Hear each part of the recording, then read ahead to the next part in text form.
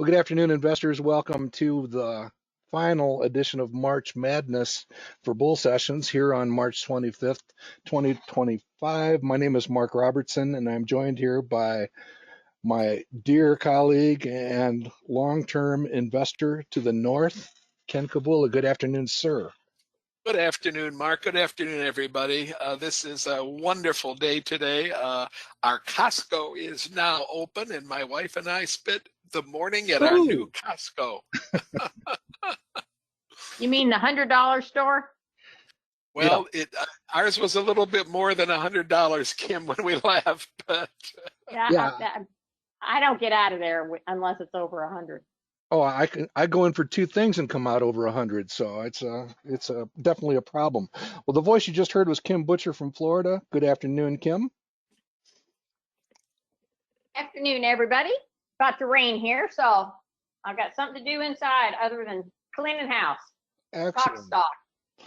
And our traditional backroom guy, Matt Spielman from Houston, is also with us. Good afternoon, Matt. That sounded like a title. Good afternoon, everyone. And we are joined by a very special guest from the West Coast, Bakul Lala. Good afternoon, Bakul. Good afternoon, everybody. We're going to have some fun. We're going to talk a little bit about prospecting for tonight's roundtable, but we are going to center in on this idea of extracting or building on ideas from activist investors. So we'll get on with that. That is the shot on the right is from that. First of all, that is a very professional selfie camera angle, but that is from Ken's day of baptism at Portillo's in Chicago, I believe right before last year's national conference.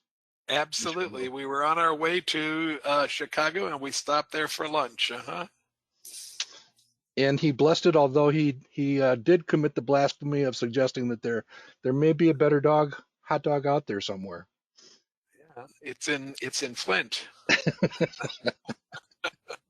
All right. Well, in the spirit of Portillo's, this is our weekly reminder that they are not a sponsor of this session, although they should be. And there still is a whole lot of relish and ketchup being slung around on the upper right. And I was reminded by somebody yesterday, I think it was yesterday, that I actually added Portillo's to the roundtable for $19.60. And Mark, what's it trading at today? Well, last time I checked, it was in the 12.5 range. Okay. So it's definitely a component of the great humiliator.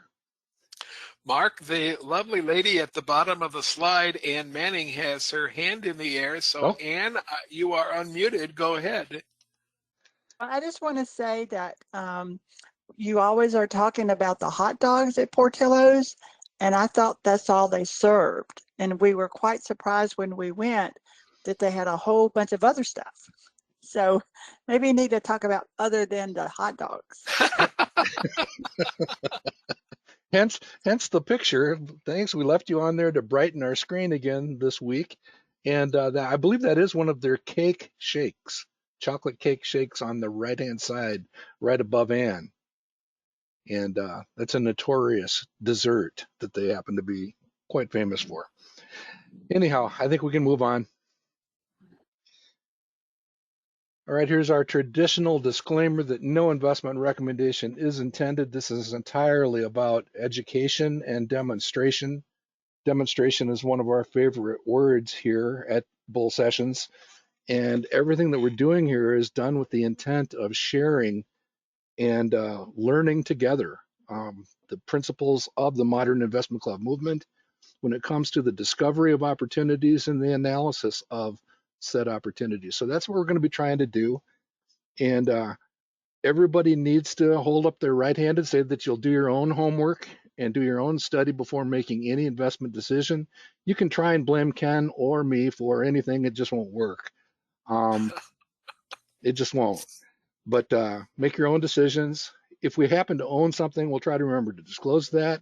We're not 100% on that, but it's a silly rule anyhow, because unless maybe we did move the stock price of Luminar a couple weeks ago, but I doubt it. There's not that many people paying attention to what we're doing, so no worries. So we are not the boss of you. Make your own decisions, please. If you have any suggestions for future topics or like copies of the slides, please send an email to either of us. Our two email addresses are down at the bottom of the page. Anything else, sir? Nope. Let's keep on a moving. All right. The theme is March Madness. We do have our roundtable tonight, so we'll try to keep this brief, but we won't be able to because we just have no control or self-discipline. But yeah, it is March Madness, and we'll have some fun with that. I did notice some interesting strength in the AFLAC as I did the update recently. Might be worth digging into. And this is just a bookmark. I've mentioned it a couple times. I'll mention it again.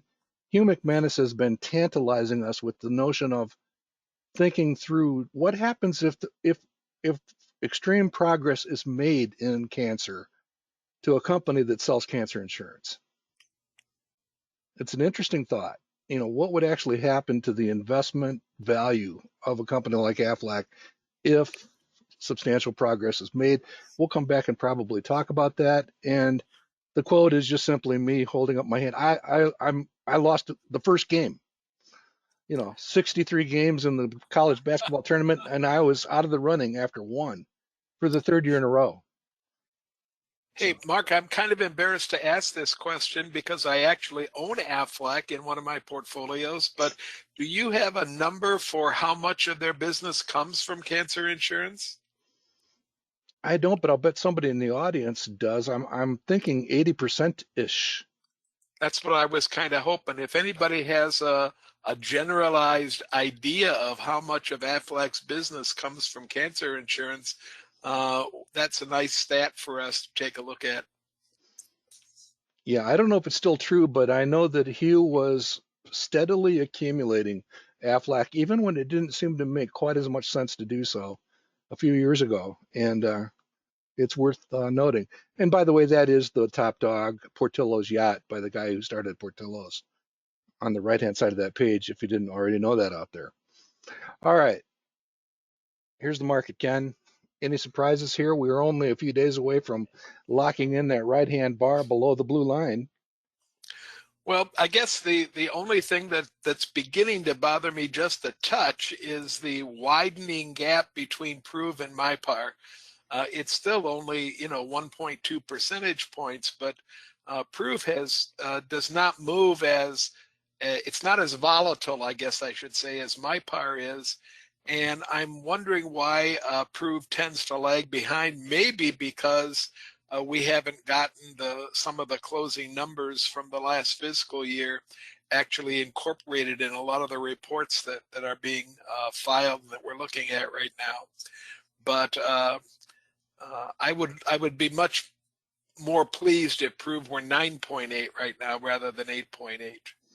Yeah, you're a fussy mathematician. I mean, I just look at this and say, hey, the green bars below the blue line, return forecasts are now in the 10 to 12 range, actually 9 to 12 if you want. But there is a little bit more opportunity out there, and we probably will return to that subject within the next week or two of the psychology and discipline of investing. It's a subject that Ken and I have actually had conversations with some interesting people at 2 in the morning at national conventions with adult beverages and everything else. So it's an interesting topic, and our community handles it pretty well. I do think that the movement of the value line median appreciation above the MyPar number, where it usually sits, if you look at the graph, I think that's kind of a good thing to see, because I think that means that Value Line has a little bit more optimistic view of their entire universe than it was having in the last 2 or 3 months, 2 or 3 quarters, I guess I should say. Absolutely. All right. Onward and upward. Here are the groundhog standings for the week. We do have a new leader out of San Antonio, and Matabushi has taken over the lead, and Buffett is still strong, but he's been relegated to second place. The italics means that he's one of a few celebrity entrants into the contest. The other ones that are centered and bolded are groups or clubs. And we spent some time talking about Four Corners a couple weeks ago. They've moved nicely into third. Last year's defending champion Cowtown continues to hang out at the top of this list. And again, my name's not on here, so I kind of lose interest rapidly. What are your thoughts, Ken? Well, You were over there, Mark, over on the left. Do we know if the gentleman at number 1 spot is a member of that Cowtowns Club, Mark? I will check. I want to get a little bit more background on that So, yeah, particular. Cowtown's Fort Worth. They're Yeah. 7 hours away. Yeah. Okay. I had the pleasure of making Shriram's acquaintance Oh, you this did? morning by email. We have an investment club that straddles Houston and San Antonio. That's asked for a little help, so I just made his acquaintance to work with him on that. Ken, we have to go. Yeah, another reason. Yet another reason. You present the trophy in person, although it's a little early, maybe. All right, everybody's doing a little bit better. The average groundhog return has gone up. We still have 43% beating the market. I am still sub monkey. I put my name on there just because I want to take credit for, somebody's got to hold up the whole pack at the beginning of this race. And I added Betsy because I really respect Betsy's determination and participation in this kind of stuff. And we're both assertive investors, and we're paying the price for that. Are you characterizing your entry as ballast, Mark? That comes later in the year, Ken. Okay. So good stuff, and everybody just keep pressing on. We'll see. Tonight's guest at the round table, Kevin Gologly, did move up to 25th, and he's also a member of the club at number 29. So he You put Betsy's name on the slide, Mark, so she has her hand up for a rebuttal here. So Okay. Here we go. Here we go. Okay, Betsy, you're self-muted, Betsy. You'll have to unmute yourself. There you go. I just sent you a text. So just wait for Rocket Lab to take off. You wait. I'm with you, Betsy. I mean, somebody's got to be at the bottom of the list at the beginning of the race, and I'd rather be there now than at the end. So. Well, at least I put my money where my mouth is, so to speak. Thanks, and Betsy. I can vouch that if you end up at the top at the beginning, it's a great way to be at the bottom at the end. It can be. And what was it? Bakula reminded us that stock prices fluctuate. So this is about fun in 1 year. All right, so let's get things in context and talk more about 1 month or 1 year or that type of stuff. Here is our performance perspectives. The 10 companies listed on this chart are the 10 most widely followed by Manifest Investing subscribers. We find that more than interesting. And all of those indices are packed and bunched pretty well in that lower third. Just gives us some frames of reference. We did dip back below zero on Buttonwood a tiny bit, Ken. Nothing to get any heebie-jeebies over. Probably changes today. What I'm remembering, Mark, is in the first 3 or 4 months of Buttonwood, that annualized total return number was double-digit red. Yes. And it's now moved to an actual green annualized total return, and that might be the first time at least in the last maybe 10, 12 months where it's been green. So I think we're on the right track with what we've been doing with the portfolio, and our time span, 5 years in the future. So we have a lot of time to be patient and disciplined about this portfolio. And I threw the Invesco QQQ Trust on there because I've watched the commercials 142 times during the college basketball tournament. So that's why it's there. They advertise every year during the basketball tournament. And if you had invested in the QQQ Trust, I have done that a number of times, did pretty well over the last 10 years. That portfolio, Mark, that I was talking about in the green room that belongs to the Delts of Marietta College is 25% in triple Qs. So that was a great investment for them, is a great investment for them. And for those of you that aren't familiar, I think most of you here are, this is what you're buying when you buy triple Q. And pretty interesting list. I had forgotten that they don't allow financials in there. So Ken, I'm sure that gives them a black mark in your book, but pretty good list from top to bottom. I was kind of surprised to see Pepsi in this group, but they're there. And here's a better way to look at it, the way we would look at it. First of all, there's all the commercials on the left. But you're basically talking about that collection of companies that has a double-digit growth rate in combination, along with a return forecast somewhere in the 8 to 10 range. So pretty good from top to bottom. And we basically know most of those companies and own several of them. Yeah, and to be honest, there's a couple companies on the list, Mark, that where the numbers are really suspect. I'm focusing on Palantir, and I challenge anybody to really tell me what the growth rate of Palantir is going to be 5 years into the future, and I'm looking at those single digits at 5 or less, and wondering why they're in this high growth fund to begin with. So we have some prejudices about this portfolio, but all in all, if you want something relatively safe, this one's doing pretty well.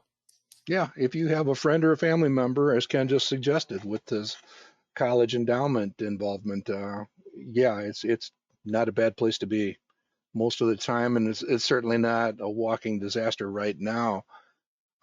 You'll read a lot about the Magnificent Seven being hyperventilating and crashing over the last few months, but it hasn't crashed that badly when you look at it. The only one that I'm not familiar with is this very last one on the list, CMCSA. Do you know what that is? Yep, Comcast. Oh, of course. All You- right. You knew that.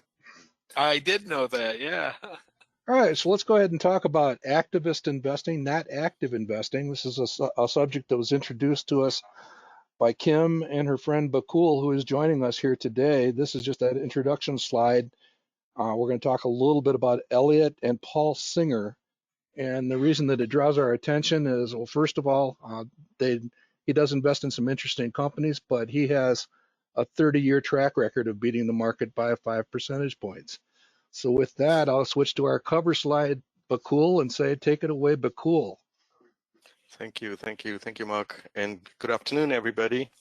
So active investors are pretty interesting bunch as a whole. Typically, like, in our SSGs or any study that you do, and you start noticing that the return on equity started downtrending to a point where it might start approaching 10-year treasuries, right? That's where activists starts looking at this and said, why would investors go into these types of public companies when and take risk such that their ROE type of situation is heading towards treasury? So from their perspective, they think, okay, we can take a significant position into companies of this nature, and then if not do some nudge or give them a little push to tell them, hey, you can do a little better. You're not doing capital allocation to the extent that it's worth the risk to take in equities. This company, Elliott, is one of those. In fact, it's one of the biggest because it has a very large chunk in its assets under management. Next slide, Mark. So, I mean, what do these people do, right? What's the motivation for these activist managers, right? And so these are all the different reasons. ESG concerns, for example, as you see on the left. It could be that financial performance is not good, as I explained earlier, or there might be something under the hood that's a real jewel, but it's sitting in a conglomerate or something where it's not functioning right. These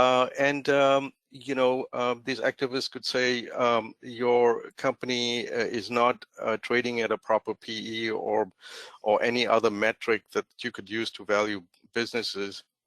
So they push them to say, okay, why don't you divest a specific business unit and it will unlock value. And so that could be in the form of spin-offs or any of that nature. Then you could have an undervalued stock you know, and again, these activists could take a significant position in those companies. And on the right side, you have all these other different reasons, right? There could be a defensive measure, right? Blocking mergers. So what could that be? So you could have a company where they could have a hostile bid, and then because they want to prevent something like that, an activist could come in and you know, assist the company preventing a bid of that nature. Then you could have like governance issues, right? You could have a rogue CEO that they want to get rid of, and so they might come in and say, hey, we've took a 5 or 10% position in this company, and what we're going to do is going to get rid of the CEO and bring our own CEO, right? Mm-hmm. Then it could be a strategic decision, like for mergers and acquisitions, where they want to go into new markets. And the last is breaking up conglomerates, and that's where a lot of things could happen. So there's a specific capital cycle that goes like this. You could have companies that are in single industries, and the CEO want to go into multiple revenue streams, so they start buying up businesses, and then it finally forms into a conglomerate, and then they realize, wait a second, the conglomerate is not really functioning right, and so now it goes into a breakup mode through activists. So it's like a cycle that goes, you know, focus on something, you know, get more revenues in different directions to diversify, and then it becomes a conglomerate, and then it doesn't function right, and then it starts breaking up again. So the activists kind of play in those kind of roles. So Warren Buffett calls this something which is the institutional imperative. In other words, they go into big kind of structures and that kind of stuff. Did you have something to say, Mark? well, I thought you were going to beat me to it. Diversification, not Yes. diversification, it happens. Yes, and that's exactly what Peter Lynch was saying in one of his books. Mm-hmm. Let's go to the next slide. Okay, so this is, you know, I did a broad survey of like, what are the assets under management with all these typical activists. Elliott Management is the biggest, so you know, I think this thing is about like a year or two old, but the biggest assets under management is 73 billion. All right, and then there's Carl Icahn and Third Point and Value Act and so forth.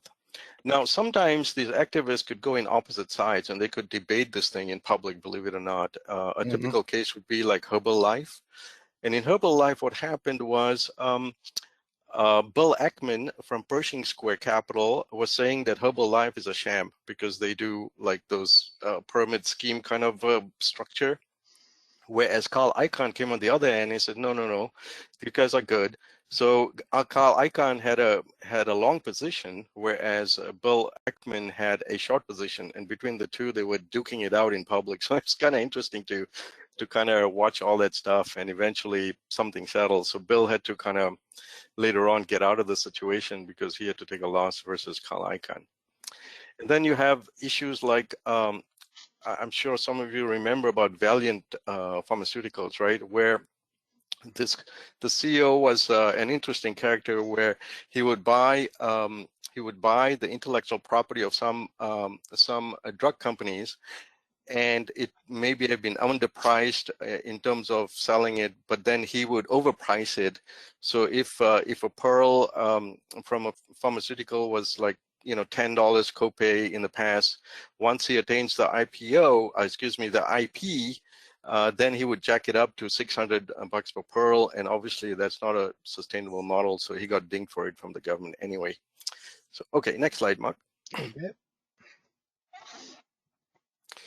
So this is a something I got from a link that you see down below from the source. It's from Harvard, and they had a slide that shows like where these guys have been active lately. So if you look at Elliott, you know, you'll be able to recognize some of these companies like Southwest and Texas Instruments and Honeywell, Etsy, and so forth. And you can see like how these people and where are they really deploying their capital, especially with assets under management. Remember, these guys are big. And so if you look at all your holdings in your portfolio, you know, we are small chumps under the hood. These guys, they have 80 to 90%, not only these activists, but institutional investors like Vanguard and T. Rowe Price and Fidelity and, you know, BlackRock. they hold bigger chunks of these shares, so they are big boys, and so you really have to figure out what are they doing. You know, are they aligned with what you are aligned with, and if not, you might have to rethink the situation. And so some of these are very you know, very prominent, particularly Elliott, because they do multiple things at the same time. Like, for example, Southwest, Honeywell, and Starbucks, they're really getting into those companies and push them to make sure that the business performs better in the long run. And some of them are successful, some of them are not.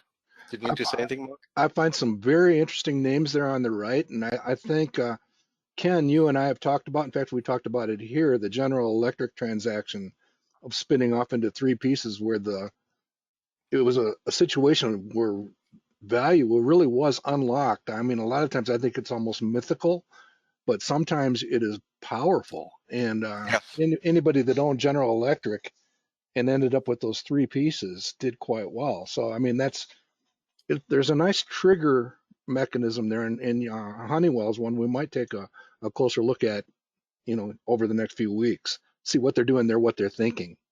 Right. Yep. Okay, so next slide, Mark.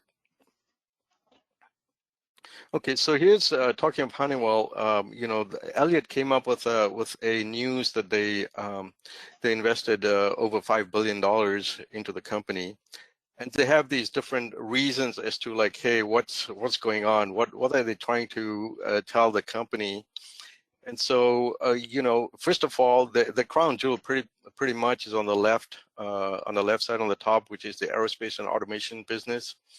And so essentially what they telling them is, hey, why don't you you know, dislodge this puppy here as a spinoff, you know, a tax-free spinoff. So that's what they came in with. And then they were talking of all these other reasons, right? Such as, you know, here's GE, UTC, Ingersoll Rand, and they all separated. And in fact, the individual companies, including the parent, did better, you know, overall after the split. And so if you do a pure play, you know, you have three pure play type of companies under the hood as a conglomerate. Well, the conglomerate PE is not as good as the individual pure play PEs. And so that's the argument of Elliott.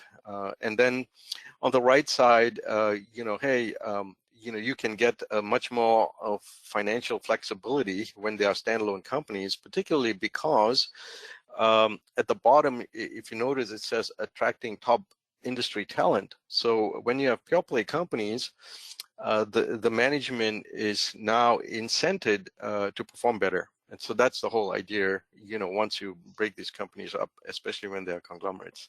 Next slide, Mark. So in the meantime, what Honeywell did is they were thinking under the hood to say, you know what, we got a nudge to do this. Now, if Elliott asks us to spin off one company, why don't we just break it up in three? So they kind of like preempted the whole situation. And so they made an announcement to say, okay, we're going to split this company in three, just like how GE did. They split in three. These guys want to split in three. And so they brought in a timeline to say, okay, well, guess what? We're going to dislodge advanced material as a spinoff, either late this year or early next year. And then they're going to split off the aerospace and automation business unit in the second half of next year. And so all that kind of stuff is laid out in the if you see the sources at the bottom where there's an 8K earnings release, and then along with that they released something called a portfolio update, and they're showing you all the different three companies, how they're going to behave as a pure play. So this is what happens when activists kind of somehow give a nudge about something. And if these guys are a little bit more proactive, it looks like rather than spinning off one company, they're going to break it up in three. So that's how this thing is going to unfold over time. So it's a pretty good narrative to kind of watch until next year. One thing I wanted to mention is these are often painted in the press and media as hostile and negative, yes. And they don't usually start that way. If you take a look, I'm pretty sure it was Kim that provided the Elliott letter to Honeywell. And if it's not in our forum, it'll be in the forum after the session. But, you know, it's clearly a friendly suggestion. I mean, of somebody who's taken an ownership position. Sometimes they deteriorate into hostility, but it really is innocent as, let's say, Ken Kabula and Bakul Lala put their immense capital together and decided they had a great plan for CVS.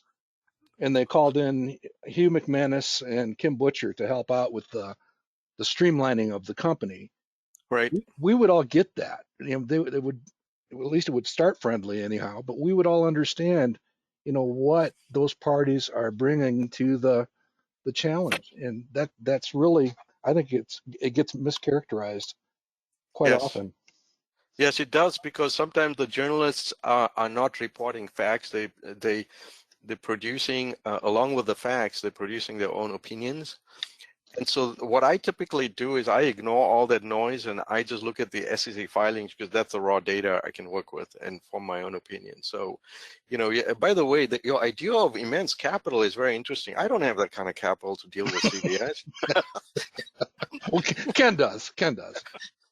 I think the acquisition of the insurance business was a big problem with them, because after that, all their ROE, ROIC kind of started downtrending. Yeah. Which is a typical thing is when acquisitions are made by companies, you got to be very careful looking at the goodwill to total assets as a ratio, how it trends down, or is it stable? Because if it starts trending down, it means sooner or later they're going to have write-offs, and that's what happened with CVS or a lot of other acquisitions. Yep. Next slide. Yep. Buckle, this is Ken. I'm wondering, is there any activist working or putting pressure on Alphabet in any way, shape, or form? I know the government might be doing that, but is there anything coming from any activist investors to put pressure on Alphabet to begin to consider breaking themselves into smaller companies? We can look into that further. I haven't really kept up with it because I don't follow Alphabet, but it's definitely something to research. And by the way, when we do this research, it's in the past it used to take about a couple of weeks. Nowadays it's like a couple of hours or less, because we have AI technology and various other sources. We're gonna demonstrate that here in a minute, if not the next slide, right? Oh yeah, next slide, please.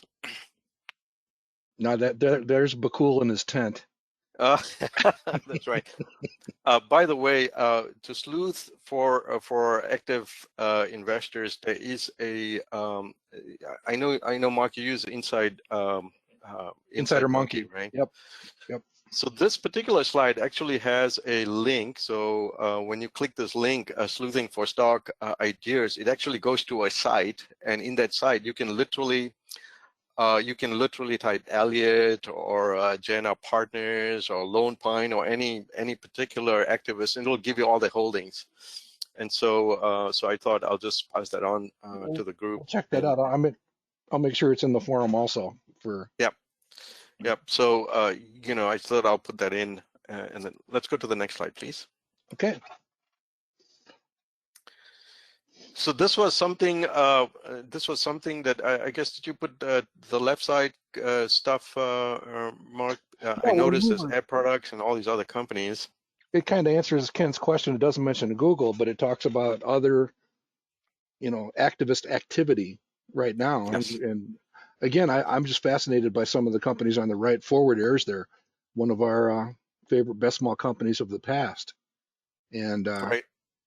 There's just a number. Lamb Weston has been frequently discussed around here, and Yeah, I'd put that as adjacent to the restaurant chain, right? They do Sure. frozen potatoes, but it's very tightly tied to fast food. Well, actually all restaurants, but good stuff. So yeah, just this answer took 30 seconds to come up with. I basically just asked what activist things are going on right now. Yeah. Good stuff. And it's happening all over. Like if you look at recent news, for example, a news piece came out lately. It's called Clear Capital. So that's an activist that has made an offer to take Dun & Bradstreet private.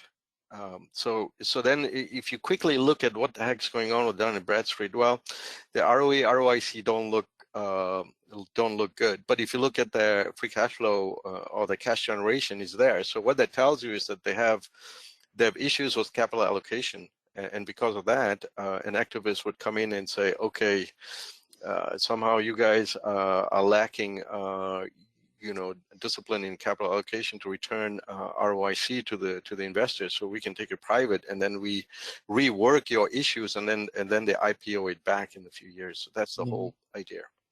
Well, that number 5 is another long-term company that we have followed. That's why I put together the next slide and just kind of injected it, but cool, because it shows you a present-day example of one of these activist involvements with Politan Capital Management.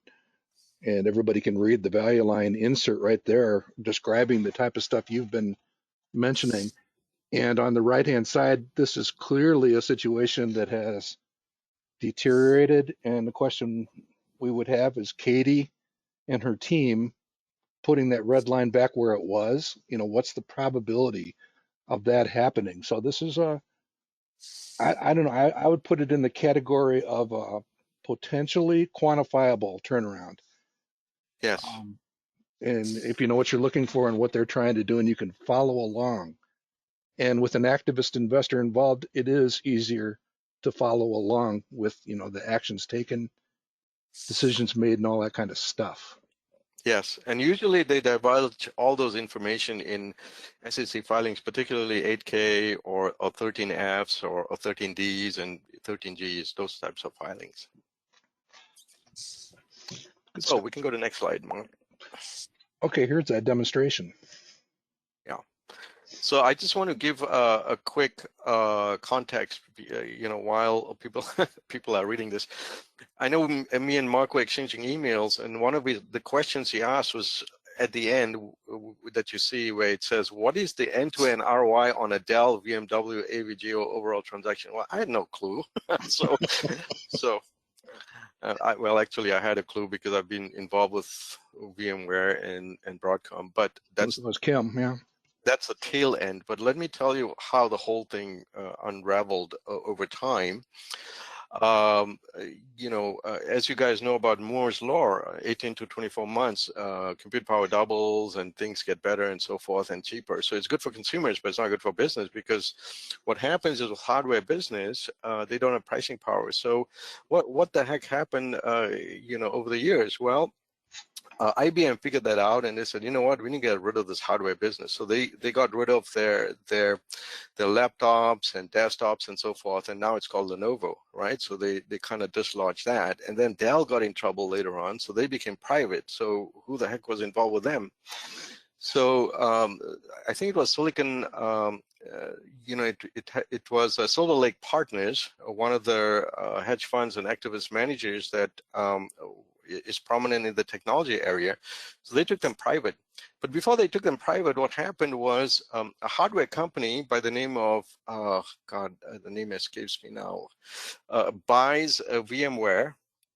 And VMware was in cloud computing in very early years. So, so here we go, a hard disk company buys a software company, and then Dell in turn buys both of those, and then it goes private. And when it went private, it wound up with a large capital infusion from Silicon Valley activists, which is Silver Lake Partners. So now, as time goes on, what happened later on, it looks like they figured out what to do with all the things under the hood. And then they took Dell IPO. So when Dell IPO'd sometime later, they said, you know what, we've got a great cash flow business under the hood, which is VMware, because it's cloud business and they have hyperscalers. So let's dislodge that and get some cash infusion. So that's what they did. They spun off VMware. But VMware, in turn, what they were doing, they got sick of maintaining software licenses, because you have to keep track of, which customer has which license and which paying for maintenance and, that kind of stuff. So what they did was they were changing their business model to a subscription-based model. So then the revenue is very predictable, but they also can manage their licenses with their customers. So while they were doing that, Broadcom came in and made an acquisition announcement, and then VMware became, acquired by Broadcom. So that's the whole circle of life, if you will, for these companies. And so suddenly, while I was kind of trying to get this as a case study to Mark, Mark posed this question: what is the end-to-end ROI on the Dell VM, blah, blah, blah. So I kind of said, okay, I did not get involved with Dell. I got involved with VMware and Broadcom. So then I said, let me pose this question in such a way that it gives a proper context to an AI tool. So I went to Perplexity and I went to ChatGPT and asked the same question. And within 30 minutes or less, I was able to answer Mark's question. So this is what it came back with, right? So it's telling you a history of Dell's privatization, then VMware spinoff, and Broadcom's VMware acquisition, and so forth. And finally, at the bottom, it actually tells you the end-to-end return on investment of such a transaction. So this transaction with an 188% return occurred over a period of, believe it or not, roughly 3.3 years. So if you really annualize it, even though this is a total return, if you annualize it over that time, it's really 36.6%. That's the CAGR. So that's kind of impressive. So if you kind of understand how these transactions occur and where you can participate, well, obviously then, especially if you're trying to get 15% return over 5 years, and if you can do something like this over 3 years or 4 years, well, you do pretty good, right? So that's the whole idea of trying to get involved in activist management. Next slide. Okay, did you want this one or? I think we're okay with this one. There's plenty of calculations that go with doing this ROI type of a exercise. But the nice thing about AI tools nowadays, if you see all those numbers, like for example, you see that number 4 and 5 and so forth, and 2 and 3 and 1. What Perplexity does is actually gives you where it's getting all its information from. So it's all referenceable, so you can always go do a fact check on these things, and that's really helpful. Yep, if you want to go deeper, you can. I think that's our last slide, Bakul. Okay, all right, back to you, Mark. All right. Any questions or comments at this point, Ken? No, we're listening carefully and I think absorbing what's going on. We did get an answer, however, but from our AFLAC question, Mark, and less than 40% of their premiums come from cancer insurance. And see, I would not have known that. Interesting. I might have to fire that back at Hugh and ask him to expound.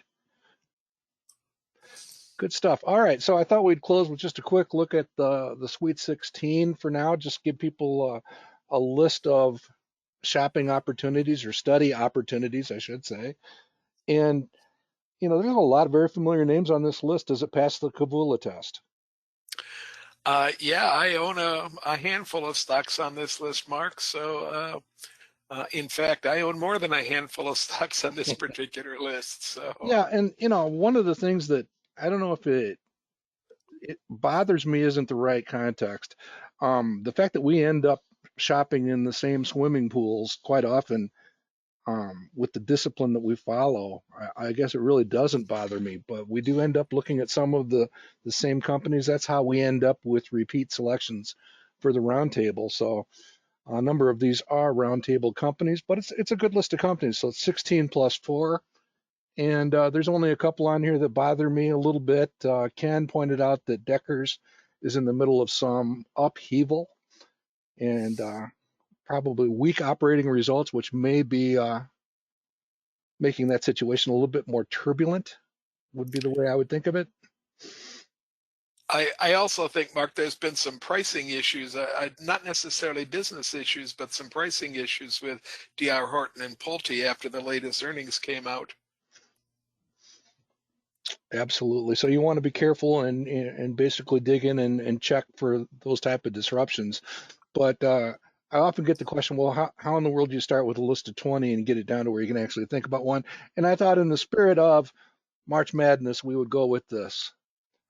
I've taken the 16 top-ranked teams and seeded them just like it was in a tournament from number 1 to number 16. And Ken wants there to be a whole lot of logic and reason behind each one, but I'm just going to tell you that I like the first one. Nice, great company. They were doing AI before AI was cool. And that other entry is Mueller Industries, which is a recent roundtable selection. So that one was a real buzzer beater.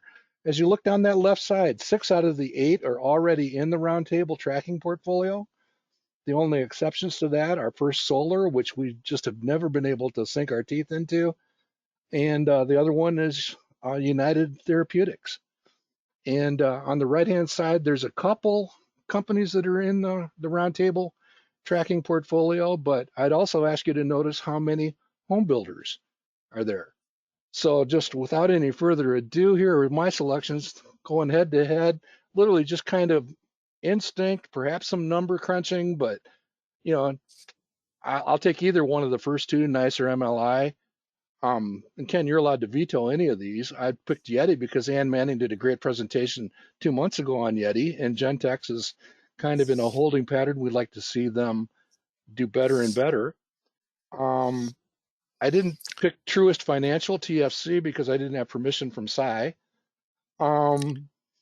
I think the closest battle, Mark, is well, I agree with you that NICE and Mueller is a close battle, but I think Lulu and AX might even be a closer battle when you're trying to figure out where to go with it there.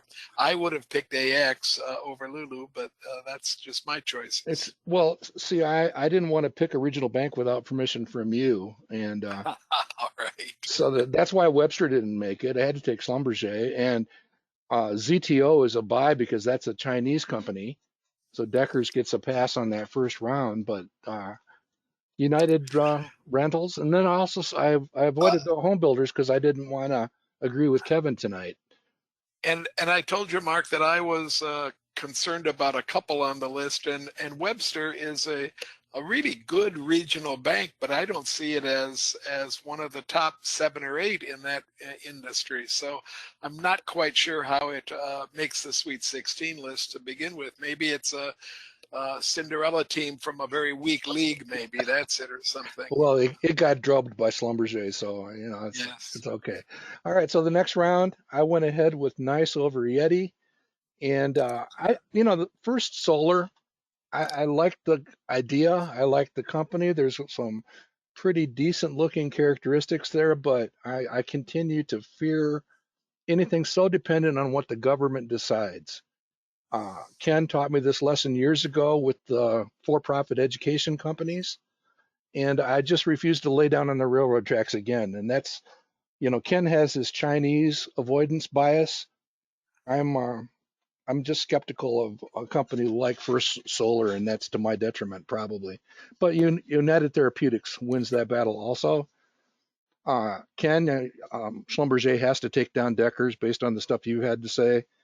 Absolutely, and URI is United Rentals, right? Yes.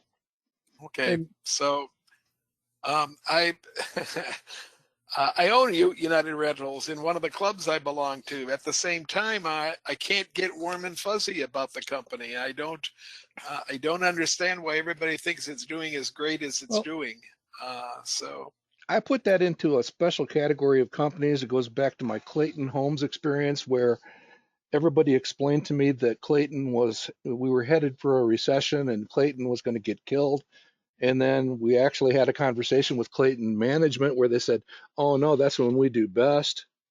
And you can actually see it. We're not making this up, and you could see it. And they weren't making it up. So, I think United Rentals probably does better in a challenging economy than we realize, but who knows? And Lulu, of course, is Lulu. And I submitted UTHR, Mark, to a couple of different AI engines, and I put in 8 or 10 of their peer group. There's not a lot of competition, direct competition in UTHR, but there is a peer group there of different biotechs doing work with either very rare diseases or what they call orphan drugs, which are drugs that aren't marketed the way they maybe should be because they don't have as big a market to market to. They're not as prevalent as some other diseases. But anyway, I submitted UTHR to a lot of that, and it kept coming back as the cream of the crop, the best in the group, without any issues. So I like to see you drubbing for solar with UTHR. I think that's absolutely true. Those orphan drugs that Bakula mentioned, Valiant, that was one of those companies where they were basically picking on an orphan solution with those huge margins and got themselves into trouble. All right, I got some big surprises for the roundtable tonight when I actually present UTHR because it has a lot more things going for it than just orphan drugs. And while I own NICE and UTHR both, I would have it would be a flip of the coin as to who came out on top in those two companies. I'm very, very sold on both of those companies at the moment. Yeah, and United Therapeutics, it's not in the roundtable yet, but it's actually in Tin Cup and our best small companies for this year, which, by the way, we're back to even with the market. That's your update for this month. So we've lost our advantage. And I don't know, I find myself comfortable that I ended up with two Ken Kavula favorites in the championship game here. Well, if I count my club holdings, Mark, I own the final four. So, Okay, so again, as I look at these two companies side by side in a head-to-head matchup for the selection, I like UTHR's growth rate a little better, but there's nothing wrong with Schlumberger. Quality is similar, lots of good stuff going on there. Nobody is deeply oversold. UTHR has more momentum. I'm not sure whether that's a good thing here lately, but it does. And pretty good battle side by side. So you'll have to tune in tonight to see who I select for the roundtable. That's your tease. But those are the two going head to head. I'd be interested in any input from the audience on which would you select. And I mean, Schlumberger is obviously leveraged. They're extremely good company, leveraged in the exploration and production for energy businesses. And they basically provide services to almost anybody in the energy sector. well, the only number on the chart that scares me to death, Mark, is that relative momentum number, and I'm not happy to see that 99 next to UTHR. So, well, we still don't know what that means yet. We're still figuring out what that means. I agree with you 150%. I have no idea what it really means. But I'll just let you go ahead. Go ahead, Matt. Sure. One thing to add, just for context for Schlumberger, it's nowhere near the news of the government, but there's quite a few oil and oil services companies, which Schlumberger is, that are announcing layoff rounds this year. And we never invest for 1 year, but I see the M&ER size 50. It's not bad, but it's not 90. I do think there's uncertainty when the economy coughs, then the oil industry, along with other industries, catch a cold, right? So a lot of their customers are very cautious about the future right now, and exploration is not leaping, despite anything the administration says at the point. Yeah, there's a lot of. And Matt, isn't part of that attributable to the fact that we probably are going to end up being a little bit oversupplied with oil the way we are right now, without even thinking about more drilling going on? Yeah, exactly. Demand's a little soft. There's complications depending on what Canadian energy tariffs are, because a lot of the facilities to refine Canadian oil are actually here in the Gulf area. So they're complicated. There are sub stories underneath that, but that's the basic thing. Exploration would only lower the price, and nobody really sees a point in that. Yeah, it's really quite the matrix of things to think about when you start digging in deeper. And I'll throw one more on the pile, and that would be international demand in combination with Leonard Douglas. I'll tip my hat in Leonard Douglas's direction. He pointed out in a series of features last year how much it's not just gasoline. It's not just about gasoline. The clothes that you're wearing are probably petrochem, and it's just an immense field of opportunity, which really makes it. It's a tough read, and it's also a company that can be greatly impacted by government decisions. So, how's that for some foreshadowing, Ken? So, all right, tune in tonight and we'll see what we can do. Okay, here's the Buttonwood portfolio. Doing very nicely. I think we're basically back at zero versus the market, and a pretty decent portfolio top to bottom. And I was thinking that United Therapeutics was in here, but I'm thinking of another portfolio. I think that's in the best small companies portfolio, Mark. It is. It's definitely over there for sure. Yeah.